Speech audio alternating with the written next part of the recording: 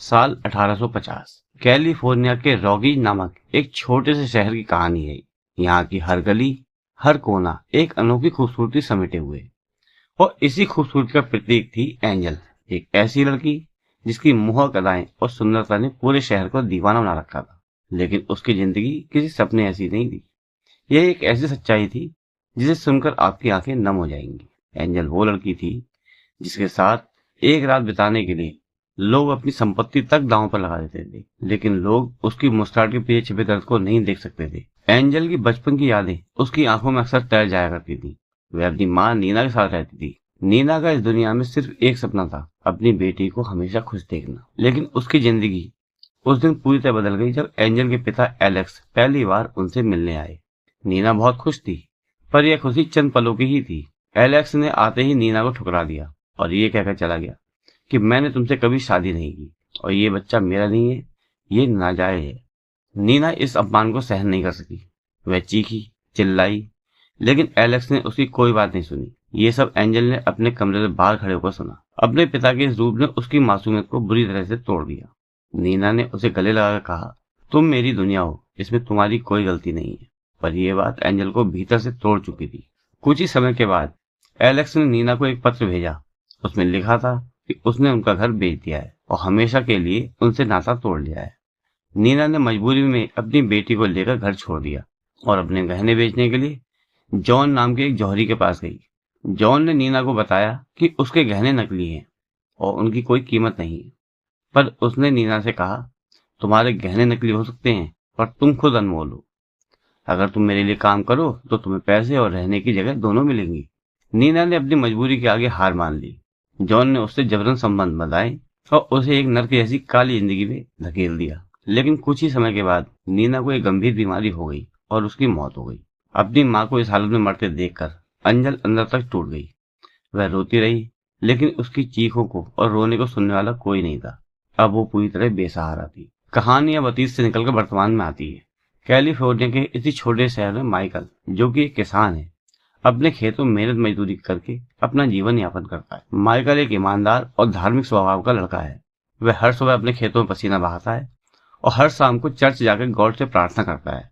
लेकिन आज उसकी प्रार्थना कुछ खास है। उसने गॉड से एक सच्चे साथी की फरियाद की है, जो उसे समझ सके और उसके साथ हर कदम पर खड़ी रहे। शाम के समय माइकल अपना सामान बेचने के लिए शहर जाता है।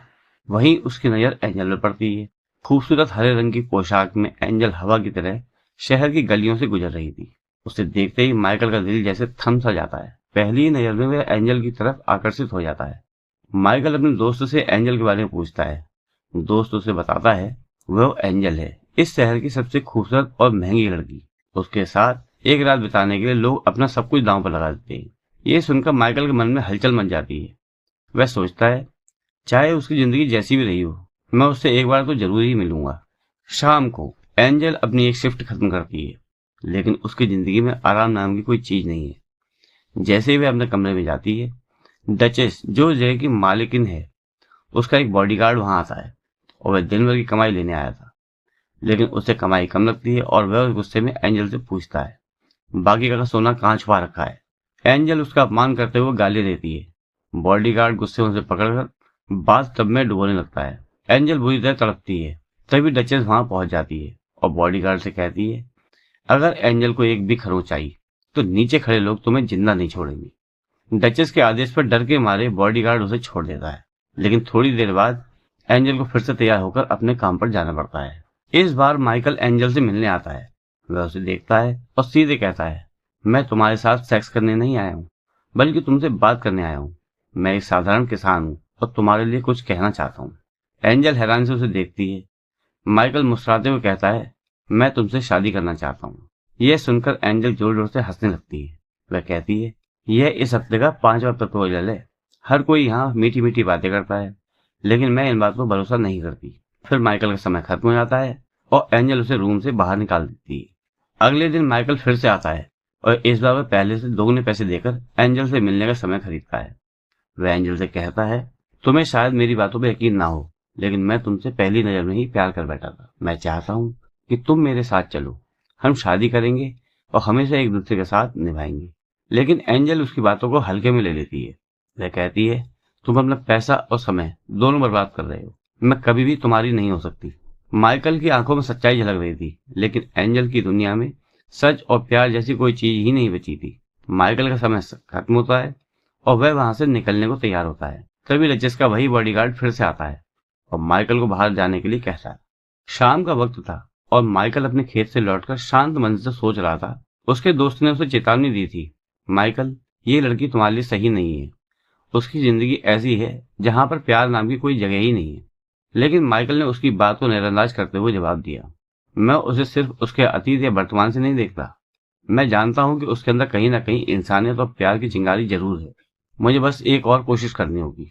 शाम होते ही माइकल एक बार फिर से एंजल से मिलने पैलेस पहुंचता है। इस बार उसकी आंखों में उम्मीद और दिल में साहस था। जैसे ही वह एंजल के कमरे में पहुंचता है, वह सीधा कहता है, तुम इस नरक जैसी जिंदगी में क्यों रहना चाहती हो? क्या तुम्हें कभी ऐसा महसूस नहीं होता कि तुम इससे बाहर निकल सकती हो? एंजल उसकी बातों पर ध्यान न देते हुए टालने की कोशिश करती है, लेकिन माइकल उसके ऊपर बढ़ता है और उसका हाथ पकड़कर कहता है, क्या तुम्हारे दिल में कोई भावनाएं नहीं बची? क्या तुम सच में इतनी फीलिंग लेस हो चुकी हो? ये कहते हुए माइकल उससे करीब आता है और प्यार से उसे किस करता है। फिर कहता है, अब भी तुम्हें मेरा प्यार महसूस नहीं होता? लेकिन एंजल का दिल पत्थर हो चुका था। उसने ठंडी आवाज में कहा, मैं तुमसे प्यार नहीं करती और ना ही कभी करूंगी। तुम बस एक मामूली किसान हो, मेरे लिए तुम कुछ भी नहीं हो। ये सुनकर माइकल का दिल टूट जाता है। वह चुपचाप वहां से चला जाता है, लेकिन उसके कदमों में अब भी एंजल के लिए उम्मीद थी।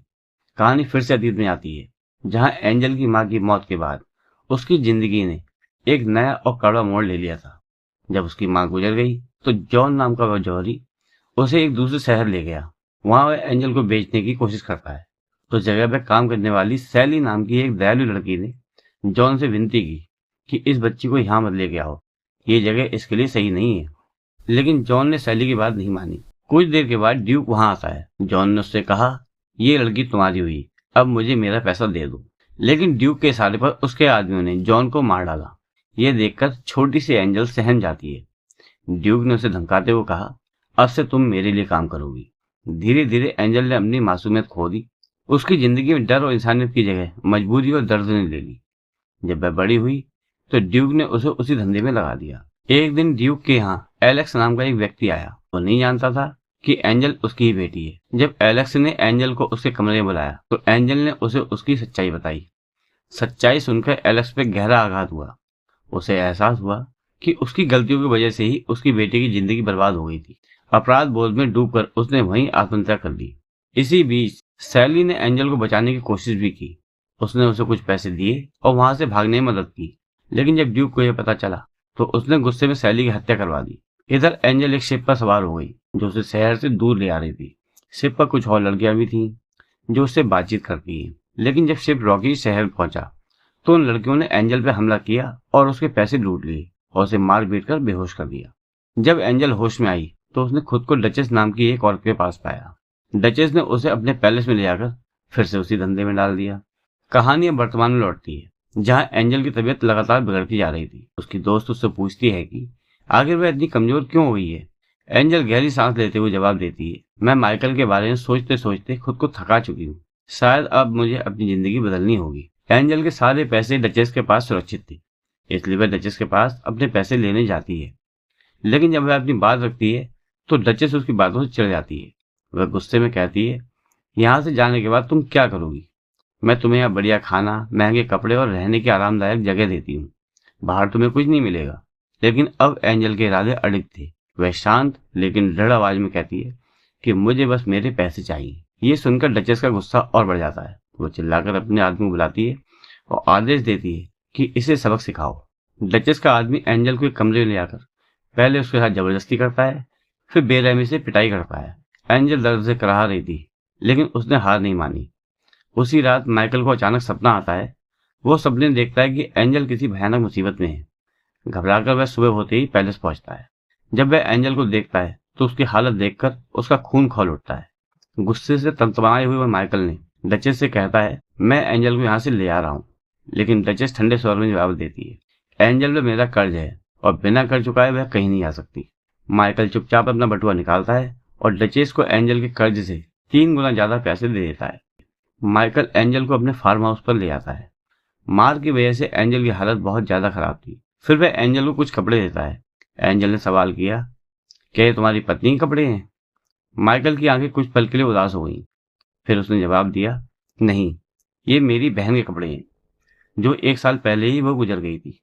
अब बस मैं और उसका पति पॉल यहाँ पर रहते हैं। फिलहाल पॉल दूसरे शहर में गया हुआ है। एंजल उठने की कोशिश करती है लेकिन गिर जाती है। माइकल उसे सहारा देता है और फिर इसी तरह 3 हफ्ते बीत जाते हैं। इस दौरान माइकल एंजल की देखभाल करता है और धीरे धीरे एंजल की तबीयत बेहतर हो जाती है। एक रात जब माइकल उसे देखने आता है तो एंजल उसे अपने पास बुलाती है। उसकी आंखों में एक अजीब सी उदासी थी। वह धीमी आवाज में कहती है, तुमने मेरा कर्ज चुका दिया है, अब तुम्हारा कर्ज उतारने का वक्त आ गया है। वह माइकल को इंटीमेट होने के लिए कहती है। माइकल हल्का मुस्कुराया और कहता है, मैंने तुम्हें इसलिए नहीं बचाया, मैं चाहता हूँ कि मेरे दिल में तुम्हारे लिए जो एहसास है वह तुम्हारे दिल में भी हो। जब तक ऐसा नहीं होगा मैं तुम्हारे बिल्कुल करीब भी नहीं आऊंगा। एंजल हैरानी से उसे देखती है। उसकी आंखों में पहली बार माइकल के लिए इज्जत और सच्चाई का भाव था। फिर वह कहती है, जब मैं छोटी थी मेरी माँ गॉड से बहुत प्रार्थना करती थी, लेकिन उन्हें नरक जैसा जीवन मिला। तभी से मैंने गॉड पर विश्वास करना छोड़ दिया। माइकल ने शांत स्वर में जवाब दिया, गॉड हर किसी की प्रार्थना सुनते हैं, लेकिन उनका तरीका अलग हो सकता है। शायद तुम्हारी माँ की प्रार्थनाओं का जवाब यही था कि तुम्हें एक नई जिंदगी मिले। अगली सुबह जब माइकल फार्म में काम कर रहा था तो एंजल उसके पास आती है। उसने कहा, मैं तुम्हारी बीवी जैसा काम तो नहीं संभाल सकती, लेकिन जब तक यहाँ हूँ तुम्हारे साथ फार्म का काम कर सकती हूँ। माइकल उसकी बात सुनकर मुस्कुरा देता है और कहता है, मुझे खुशी होगी, तुम्हें कुछ भी करने की आजादी है, बस इस समय खुद को खुश रखो और वो करो जो तुम्हें सही लगे। अब एंजल माइकल के साथ खेतों में काम करने लगी। यह उसके लिए एक नई शुरुआत थी। माइकल और एंजल फार्म पे साथ काम करते हैं। माइकल ने एंजल को खेती के हर पहलू से परिचित कराया। एंजल को यह काम सीखने में मजा आने लगा। उसने पहली बार महसूस किया कि वो भी एक सामान्य जिंदगी जी सकती है। एक रात माइकल ने एंजल को जगाया और कहा, चलो हमें कहीं जाना है। एंजल ने हैरानी से पूछा, रात को कहाँ ले आओगे? सुबह होने ही वाली है। माइकल उसे पास की ही एक पहाड़ी पर ले गया। वहां से सूरज उगने का अद्भुत नजारा दिख रहा था। माइकल ने कहा, मैं तुम्हें ऐसी जिंदगी देना चाहता हूँ जिसमें इस सूरज की तरह ढेर सारे रंग हो। एंजल ने उदासी से जवाब दिया, अगर तुम मेरी जिंदगी का आधा सच भी जान लोगे तो मुझसे नफरत करने लगोगे। माइकल ने उसकी तरफ देखकर कहा, वह जिंदगी तुमने नहीं चुनी थी, लेकिन अब तुम्हारे पास अपनी जिंदगी चुनने का मौका है। एंजल ने धीरे धीरे अपने दिल की बात कही, तुम मुझे अपनी बीवी मानते हो, लेकिन कभी मेरे करीब नहीं आते। माइकल ने प्यार से कहा, मैं बस उस पल का इंतजार कर रहा हूँ जब तुम्हारे दिल में मेरे लिए वही एहसास जागेगा जो मेरे दिल में तुम्हारे लिए है। इसके बाद दोनों एक दूसरे करीब आए। उन्होंने अपने बीच की दूरियां मिटा दी और पहली बार अपनी भावनाओं को खुलकर व्यक्त किया। अगले दिन पॉल फार्म पर लौट आया। माइकल ने उसे बताया कि उसने शादी कर ली है और अपनी नई पत्नी मिलवाने के लिए उसे घर ले गया। जैसे ही पॉल ने एंजल को देखा वह उसे पहचान गया। हालांकि उसने उस वक्त कुछ नहीं कहा। बाद में उसने एंजल से बात की और कहा, मैं जानता हूं कि तुम कौन हो। माइकल बहुत अच्छा लड़का है, उसे तुम्हारी सी लड़की साथ नहीं होना चाहिए। एंजल ने मजबूती से जवाब दिया, माइकल ने सब कुछ जानने के बाद भी मुझे अपनाया है, ये बात तुम्हें भी समझनी चाहिए। पॉल ने इस पर आपत्ति जताई और माइकल से जाकर कहा, तुम्हें पता भी है कि तुमने किस लड़की की शादी की है? वह तुम्हारे लायक बिल्कुल भी नहीं है। माइकल गुस्से पॉल को एक जोरदार पंच मारता है और कहता है, अगर तुम मुझे भाई मानते हो तो एंजल को भी बहन मानना ही होगा। माइकल ने एंजल के साथ अपनी जिंदगी बिताने की इच्छा जताई। उसने कहा, मैं चाहता हूं कि हमारे बच्चे हों और हम एक खुशहाल परिवार बनाएं। लेकिन एंजल जानती थी कि वो कभी भी मां नहीं बन सकती। उसने माइकल को अपने अतीत का वो कड़वा सच बताया। ड्यूक ने जबरदस्ती उसका ऑपरेशन करवा दिया था ताकि वह कभी भी मां ना बन सके। एंजल ने कहा, मैं तुम्हारे लायक नहीं हूँ, तुम किसी और के साथ खुश रहोगे। माइकल ने उसकी आंखों में झांकते हुए कहा, तुम जैसी भी हो, मैं तुमसे प्यार करता हूँ, मैं तुम्हारे अतीत की परवाह नहीं करता। हमें उम्मीद कभी भी नहीं छोड़नी चाहिए। एक दिन माइकल और एंजल ने रास्ते में एक परिवार को देखा जिनके पास रहने की जगह नहीं थी। वे उन्हें अपने घर ले आए। परिवार में एक गर्भवती महिला एलिजाबेथ और उसकी बेटी मरियम भी थी। एलिजाबेथ ने एक बेटे को जन्म दिया। मरियम और एंजल के बीच गहरी दोस्ती हो गई, लेकिन एंजल को लगता था कि मरियम और माइकल एक बेहतर जोड़ी हो सकती है। उसने माइकल से कहा, तुम्हारी और मरियम की जोड़ी बहुत अच्छी जमेगी। माइकल ने तुरंत जवाब दिया, मेरे दिल में सिर्फ तुम्हारे लिए जगह है और किसी के लिए नहीं। एंजल ने महसूस किया कि माइकल का प्यार सच्चा है। उसने पहली बार खुद को दोष देना बंद किया और अपने जीवन को एक नई दिशा देने का फैसला किया। एक शाम एंजल और माइकल डिनर कर रहे होते हैं। एंजल धीरे से कहती है, मुझे उस जगह ले चलो जहां हमने सनराइज देखा था। माइकल, जो एंजल की भावनाओं को समझता है, तुरंत उसे वहां ले आता है। वे दोनों एक खूबसूरत सनसेट का नजारा करते हैं। उस पल में समय जैसे ठहर जाता है एक दूसरे पास आकर दोनों ने महसूस किया कि उनकी जिंदगी अब एक नई दिशा में जा रही है। दोनों एक दूसरे के पास आते हैं और इस पल को सहेजने के लिए अपनी भावनाओं को साझा करते हैं और प्यार की एक नई शुरुआत करते हैं। अगले दिन एंजल माइकल के लिए एक लेटर लिखती है जिसमें उसके लिए अपनी भावनाओं का इजहार करती है और माइकल की अंगूठी भी रख देती है। वह लेटर के माध्यम से माइकल को बताती है कि उसने हमेशा उसका साथ दिया, लेकिन अब वह अपनी जिंदगी की एक नई दिशा की ओर बढ़ने का फैसला ले चुकी है। एंजल के दिल में डर था, लेकिन वह जानती थी कि उसे अपनी राह खुद तय करनी है। वह मरियम को एक संदेश भेजती है कि माइकल और वह एक खूबसूरत जोड़ी हो सकते हैं और हमेशा खुश रहेंगे। जब माइकल को यह लेटर मिलता है तो वह कहता है, मैंने सब कुछ किया, अब यह उसकी जिंदगी है और उसे अपनी राह चुनने का खुद हक है। इसके बाद एंजल जब शहर जाती है तो उसकी जिंदगी एक और तूफान का सामना करती है। वह एक होटल में काम पाने की कोशिश करती है, लेकिन उसी दिन ड्यूक का आदमी उसे देख लेता है। ड्यूक वह आदमी है जिसने बचपन में एंजल को जॉन को मारकर अपने कब्जे में लिया था। वह अब एक बार फिर से अपनी पुरानी आदतें अपनाता है और एंजल को अपने साथ जाने के लिए मजबूर करता है। ड्यूक उसे धमकाता है कि अगर वो नहीं मानी तो वह होटल के मालिक को ही मार डालेगा। मजबूरी में एंजल ड्यूक के साथ चल पड़ती है, लेकिन वहां जाकर देखती है कि ड्यूक के पास 2 छोटी छोटी लड़कियां हैं जिनके साथ वह उसी की तरह जबरदस्ती का काम करवाता है। यह देखकर एंजल कहती है कि तुम बड़ी लड़कियों को हैंडल नहीं कर सकते, इसलिए छोटी बच्चों को लाकर उनमें जुल्म करते हो। ड्यूक उसे धमकाते हुए कहता है, अगर तुम मेरे खिलाफ गई या भागने की कोशिश की तो मैं तुम्हें मार डालूंगा, इसलिए अब जल्दी तैयार हो जाओ, मुझे तुम्हें सबके सामने ले जाना है। इसके बाद वो एंजल को स्टेज में ले जाकर सबको दिखाना चाहता था, पर इसी बीच एंजल पहली बार गॉड से प्रे करती है कि अगर आप सच में हो तो उन छोटी बच्चों के लिए ही सही मेरी मदद करो और मुझे सच बोलने की शक्ति दो। इसके बाद ड्यूक उसे सबके सामने स्टेज पर ले आता है, लेकिन वो स्टेज में खड़ी होकर सब लोगों को बता देती है कि किस तरीके ड्यूक छोटी लड़कियों के साथ जुल्म करता है और अपनी कहानी बता देती है। यह सुनकर ड्यूक सबको बताता है कि ये झूठ बोल रही है और स्टेज से एंजल को जबरदस्ती एक कमरे में ले आता है और वहां उसे मार ही देने वाला होता है कि तभी ड्यूक का एक आदमी आकर उसे गिरा देता है, क्योंकि वो आदमी ड्यूक के क्रूर तरीके से तंग आ चुका था। इसलिए वह एंजल को भागने के लिए कहता है। अब एंजल जल्दी से उन दोनों बच्चों को कमरे में जाकर उन्हें बचाकर बाहर भागने लगती है। यह देखकर सभी लोग समझ जाते हैं कि ड्यूक तो सच में एक बेरहम है जो छोटी बच्चों के साथ जुल्म करता है। जिसके बाद सभी लोग भड़क जाते हैं और ड्यूक को मारने के लिए बढ़ने लगते हैं। ड्यूक भाग रहा होता है, लेकिन सभी लोग उसे चारों तरफ से घेर लेते हैं और उसे पकड़कर फांसी देकर मार डालते हैं। अब आगे इस घटना के 3 साल बाद के समय का दिखाया जाता है, जहां हम पॉल को एक दूसरे शहर में देखते हैं। यहाँ पर अचानक वह एंजल को देखता है और फिर उसका पीछा करते हुए एक बड़े स्कूल में पहुंच जाता है। अंदर जाकर इंक्वायरी करता है तो एंजल उसे मिल जाती है। इसके बाद वो एंजल से पूछता है कि ये सब क्या है और तुम यहाँ पर क्या कर रही हो। एंजल बताती है कि यह एक स्कूल है जहाँ मेरी तरह जो लड़कियां नई शुरुआत करना चाहती हैं उन्हें यहाँ शिक्षा दी जाती है। यह सुनकर पॉल को बहुत अच्छा लगता है और फिर वह माइकल और मरियम के बारे में पूछती है, जिससे पॉल कहता है कि मरियम अब मेरी वाइफ है और अब वह माँ बनने वाली है। तुमने सोचा था कि वो दोनों एक हो जाएंगे, लेकिन माइकल ने हमेशा मरियम को अपनी बहन की तरह माना और वह अब भी तुम्हारा इंतजार कर रहा है और अभी भी तुमसे बहुत प्यार करता है। ये सुनकर एंजल बहुत दुखी हो जाती है, क्योंकि वह चाहती थी कि माइकल एक नेक लड़की के साथ अपनी जिंदगी बिताए। इसके बाद पॉल उसे वापस चलने के लिए रिक्वेस्ट करता है और कहता है कि मैं शाम को 4 बजे यहाँ से जाने वाला हूँ, अगर तुम चाहो तो मेरे साथ चल सकती हो। दूसरी तरफ हम माइकल को देखते हैं जो कि अपने खेतों में काम कर रहा होता है। तभी वह एंजल को देखता है कि वो वापस आ गई है। एंजल उसके पास आती है और अपना असली नाम बताती है कि मेरा नाम सारा है, जो कि मैंने आज तक किसी को भी नहीं बताया। मैं सिर्फ यह कहने आई हूँ कि मैं तुमसे बहुत प्यार करती हूँ और मैंने जो भी तुम्हारे साथ किया उसके लिए मुझे हो सके तो माफ कर देना। मेरी वजह से तुम्हें बहुत तकलीफ हुई है। माइकल कहता है, इन्हीं तकलीफों की वजह से हमें यह खूबसूरत पल मिला है और अब हम एक साथ हैं। फिर वह अपनी माँ की रिंग जो अब तक उसने संभाल के रखा था वो एंजल को दे देता है और अपनी जिंदगी में उसे वेलकम करता है। उसके बाद वो दोनों बहुत खुश होते हैं और एक दूसरे को किस करने लगते हैं। इसके बाद हमें कुछ सालों बाद का सीन दिखाया जाता है जहाँ माइकल फिशिंग कर रहा है। तभी वहाँ एंजल आती है और हम देखते हैं कि एंजल प्रेग्नेंट है और उनका एक छोटा सा बेटा भी है, यानी कि अब एंजल पूरी तरह से ठीक हो चुकी है और उनका परिवार खुशहाल जिंदगी जी रहा है। दोस्तों, अगर आपको ये कहानी पसंद आई हो तो कृपया इसे लाइक करें, शेयर करें और अगर आपने अभी तक सब्सक्राइब नहीं किया है तो सब्सक्राइब करें ताकि हम और भी ऐसी दिलचस्प और रोमांचक कहानियां आपके लिए ला सकें। बाय।